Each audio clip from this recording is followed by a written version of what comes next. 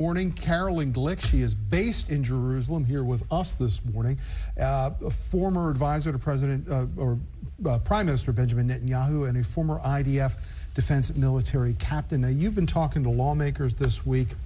Obviously, previous to today, all these bills were bound up between Israeli aid, Ukraine, the border. This now seems to be separated out. What does Israel need, and what will happen if you don't get it?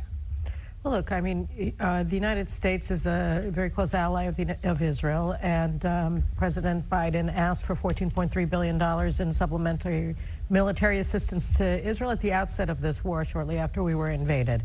It's just sort of been waiting, and this is for 2024 and 2025, I believe. So this is all just ammunition and resupply, because you use thousands of shells every day when you're at war, and so this is to resupply to ensure that we're going to be able to continue to fight. This war has been going on since the middle of October, right, after Israel was attacked, right, by Hamas, took prisoners, killed people.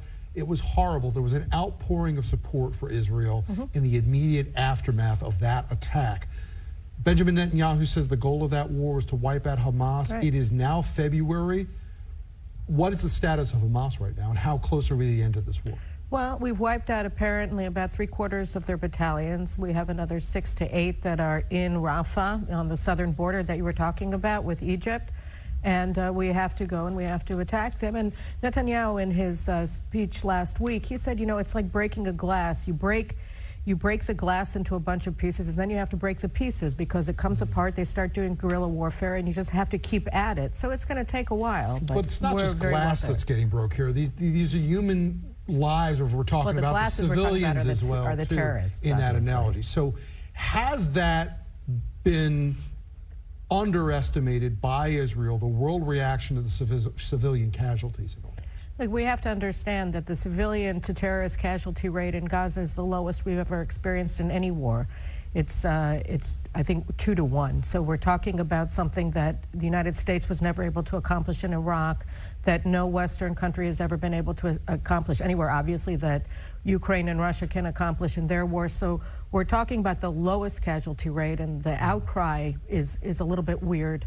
But in the here and now, you may achieve the goal of wiping out Hamas. But right, given what the impact has been on the civilian population there, don't you run the risk of creating a new generation that will have reason to strike back at Israel in the future?